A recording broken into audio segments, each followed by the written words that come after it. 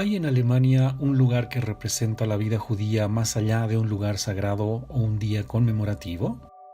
Sí, es Shalom, el restaurante de comida kosher más grande del país. Está en la ciudad de Chemnitz y es dirigido por Uwe Dziuwala, un judío nacido en tiempos de la República Democrática Alemana que regresó a vivir a Alemania en el año 2000. Elisa Klapheck nació en Düsseldorf en 1962. Es una de las únicas 5 rabinas que existen en Alemania. Se formó en ciencias políticas en los Países Bajos y trabajó como periodista y editora en Alemania. Se ordenó rabina en 2004 y fue la primera mujer en dirigir una congregación judía en Ámsterdam. Desde 2009, Elisa Klapheck ejerce como rabina liberal en la comunidad judía de Frankfurt. Hoy en día, jóvenes judíos de todo el mundo encuentran en Alemania un lugar atractivo donde vivir y practicar su religión con gran libertad, sostiene Michael Blumenthal, el exdirector del Museo Judío de Berlín, que nació en 1926. Su familia escapó a Shanghái en 1939, donde sobrevivió a la Segunda Guerra Mundial. En 1947, Blumenthal emigró a Estados Unidos y allá alcanzó a ocupar la Secretaría del Tesoro durante la administración de Jimmy Carter. Oma y Bella es el largometraje producido por la berlinesa Alexa Karolinsky que retrata a 2 mujeres judías. La cineasta judía nació en 1984 en Berlín, estudió Historia del Arte en Londres y trabajó en Estados Unidos. Allá formó una familia y ahora trabaja tanto en Los Ángeles como en Berlín. Vivian Lia Rokeach vive en Berlín desde que nació en 1982. Sus abuelos sobrevivieron al Holocausto en la Polonia ocupada. Después de la guerra, se fueron a Alemania y montaron una fábrica de pinturas en 1952. Hoy, Vivian y su padre gestionan la empresa. La revista virtual Aviva Berlín recibe cerca de 800.000 me gusta mensualmente. Su objetivo es abogar por el entendimiento intercultural y hacer campaña contra el racismo y el antisemitismo.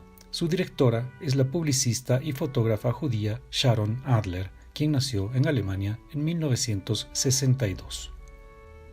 La comunidad judía en Alemania ha vuelto a crecer en forma significativa desde la Shoah y presenta una enorme diversidad. Es un gran regalo. Nos sentimos en casa en Alemania y vemos nuestro futuro en este país, cuyos valores respaldamos.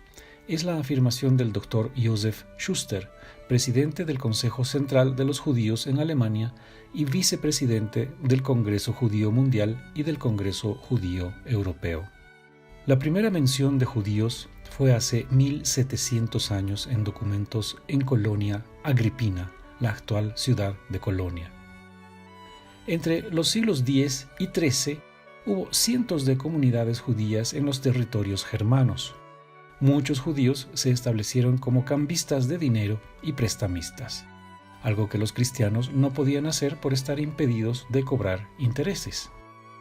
En el siglo XVIII comenzaron a consolidarse nuevas ideas filosóficas. Moses Mendelssohn, quien tradujo la Torá al alemán, fue uno de los líderes de la Ilustración, el movimiento filosófico que sentó las bases para la emancipación de los judíos en Alemania. En 1872, en Alemania estaba garantizada la igualdad de derechos para todos los judíos. Si bien no ejercían altos cargos militares y ni actuaban en la función pública, los judíos alemanes sirvieron en las Fuerzas Armadas en 1914 y cerca de 12.000 perdieron la vida en la Primera Guerra Mundial. En esos tiempos exitosos para los judíos hubo un gran intercambio de ideas entre escritores y filósofos, judíos y no judíos, sobre economía, ciencia y cultura. El pintor Max Liebermann, el físico Albert Einstein cuentan entre los más grandes de la sociedad alemana. Más adelante surgieron nombres como Kurt Weill o Hannah Arendt. Sin embargo, cuando Hitler asumió el poder en 1933, los judíos fueron sistemáticamente excluidos de la sociedad, privados de derechos, perseguidos, forzados a exiliarse, asesinados. En 1939, cuando estalló la Segunda Guerra Mundial, el 60% de los aproximadamente 550.000 judíos que vivían en Alemania en 1933 había emigrado. En 1942, especialmente después de la conferencia de Wannsee, los nazis encaminaron su objetivo de una Europa libre de judíos, Judenfrei, aniquilándolos sistemáticamente. Solo los detuvo la derrota militar frente a los aliados. Se estima que más de 6 millones de judíos perdieron la vida en el Holocausto.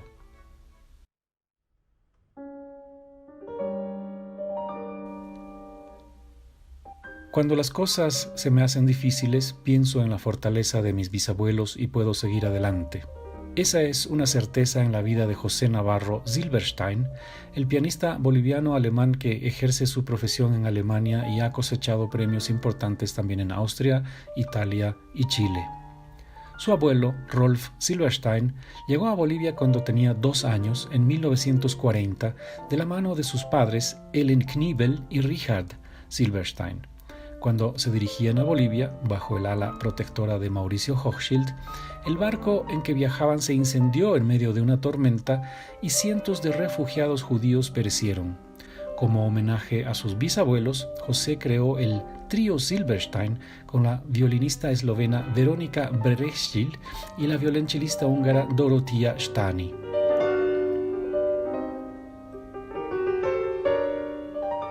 Cuando Werner Gutentag tenía 18 años, tuvo que huir de Alemania a Holanda, todavía con la sensibilidad profundamente herida por la quema de libros por los nazis en los años 30. Gracias al sistema de rescate armado por Mauricio Hochschild, sus padres huyeron a Bolivia. Más tarde, también Werner llegó a Cochabamba. En 1945 fundó la librería Los Amigos del Libro, que se convirtió en la principal editorial de Bolivia y el núcleo de la creación cultural boliviana. Así fue hasta su muerte en 2008. Los libros son la más fiel expresión de la libertad que rige en un país, y por tales reflexiones me siento orgulloso de formar parte de una sociedad, la boliviana, actualmente ejemplo de libre expresión en su literatura que he podido exhibir ante el mundo. Somos un pueblo fuerte y digno, que no tiene temor de que sus habitantes piensen libremente y lo expresen con esa misma libertad. Esta es una cita de mi padre de 1970.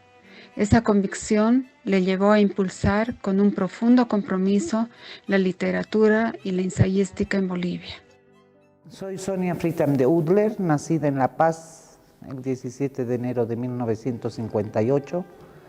Ambos de mis padres son alemanes. Mi padre vivía en Berlín y cuando empezó la guerra decidieron escaparse, se fueron a Inglaterra y de ahí consiguieron visa a Bolivia, dejando atrás un hijo que no pudo conseguir visa.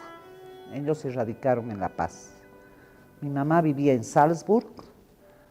A mi abuelo lo tomaron preso y mi abuela, que no tenía cara de judía, pudo hacer los trámites para lograr sacarlo antes de llevarlo al campo de concentración y consiguieron una visa a Bolivia y llegaron y se radicaron en Sucre. Mi mamá fue al colegio católico en Sucre y una vez terminado el colegio se vino a vivir a La Paz. Bolivia, la segunda potencia estanífera del mundo, sedujo al ingeniero de minas alemán Mauricio Moritz Hochschild en 1921. Para fines de la década de los 30, su aguda visión empresarial y la nueva tecnología hicieron de Don Mauricio el segundo minero más grande de Bolivia y uno de los más ricos del mundo. Cuando en 1935 rescató a su familia de la persecución nazi, vio el peligro mortal en que se hallaban todos los judíos en Alemania. Entonces intentó infructuosamente que las naciones democráticas occidentales abrieran sus puertas a los refugiados. Mauricio Hochschild es retratado por la historiografía boliviana como uno de los 3 grandes villanos de nuestra historia a partir de la segunda mitad del siglo XX. Pero lo que la historiografía boliviana omite de Hochschild es su rol como rescatador de judíos en el año 1938. A partir de ese año, él con sus recursos y con sus buenos oficios, además ante grandes personajes en el mundo, logra atraer a Bolivia, traer y salvar la vida en Bolivia de entre 8.000 y 22.000 judíos que escapaban de las fauces y la persecución del nazismo. A Bolivia, que no tenía absolutamente ninguna condición para recibir toda esa gente, Hochschild, con su fortuna y sus recursos y sus relaciones, logró establecer una red de rescate que les salvó la vida a esa cantidad importante de gente. En 1952, la Revolución Nacional Boliviana nacionalizó las minas de los grandes empresarios mineros. Mauricio Hochschild se retiró de Bolivia, su patria adoptiva, y su gran emporio minero, uno de los más grandes del mundo, se fraccionó. Hochschild falleció en París en 1965. En el territorio boliviano, ya desde tiempos de la colonia española, se habían establecido judíos sefarditas. En el siglo XIX llegaron algunos judíos de Alsacia y de Prusia a consecuencia de la guerra franco-prusiana de 1870 al 71. Hasta antes de la llegada multitudinaria debido a la Primera Guerra Mundial, su presencia en Bolivia era insignificante. Se calcula que en 1917 residían en el país escasamente entre 20 y 25 judíos. Más adelante, en 1938, había en Bolivia alrededor de 250 judíos registrados, sobre todo polacos y rumanos.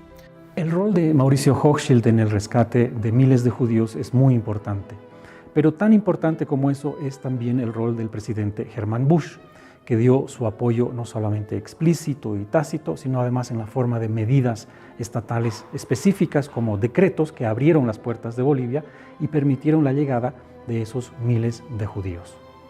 Una de las huellas de esta llegada se encuentra en la zona de los Yungas. El Museo Judío de Charobamba es un homenaje a quienes llegaron huyendo por sus vidas y a la tierra que los recibió, dándoles cobijo y salvándoselas. La Embajada de Alemania y la comunidad judía trabajaron conjuntamente para erigir el museo. Este alberga documentos y objetos que describen la salida de los judíos de Alemania hacia América Latina, así como historias de las familias que vivieron en Charobamba. No solamente este testimonio en los Yungas de Bolivia es conocido por las comunidades judías a través del Congreso Judío Mundial, sino que algunos objetos que aquellos primeros inmigrantes trajeron consigo a Bolivia también forman parte de la memoria de esta salvación. Objetos digitales del exilio fue el proyecto que el Centro Moses Mendelssohn de Potsdam, en Alemania, llevó a cabo en 2017. Investigadores emprendieron en 10 países de Sudamérica y Centroamérica una búsqueda de objetos que las familias judías llevaron consigo en su camino al exilio en la década de 1930. Como cosas familiares en una tierra extranjera y como símbolo de la patria perdida, los objetos cotidianos en particular revisten un gran valor sentimental y muchos de ellos han sido conservados por las generaciones posteriores hasta el día de hoy. La muestra Memoria Resiliente retrata una memoria viva, haciendo énfasis en los integrantes actuales de la comunidad judía en La Paz, Bolivia, quienes mantienen viva su historia y sus tradiciones. La conjunción de cada retrato, que se entrelaza con la memoria de sus familias, nos conduce hacia varios aspectos centrales de la autoafirmación judía y la capacidad de luchar y de progresar. La muestra habla de actualidad y de memoria, pero también de resiliencia. Mi abuelo me apoyó en mi deseo de trabajar en Alemania. Si contribuyes a la vida judía encontrando un nuevo hogar en el lugar del que tuve que huir, entonces esa es la mejor respuesta al Holocausto, afirma Shlomo Bistrisky, el rabino de la comunidad judía de Hamburgo. Y es que Alemania asume a los judíos como parte de su nación y enfrenta decididamente a quienes aún o nuevamente lo ponen en duda. El presidente federal, Frank-Walter Steinmeier, sostuvo que la conmemoración de los 1700 años de agitada historia común nos enseña que la República Federal de Alemania solo estará en perfecta sintonía consigo misma si los judíos se sienten aquí plenamente en su propia casa. Garantizarlo es el cometido de 1700 años de historia judía en Alemania.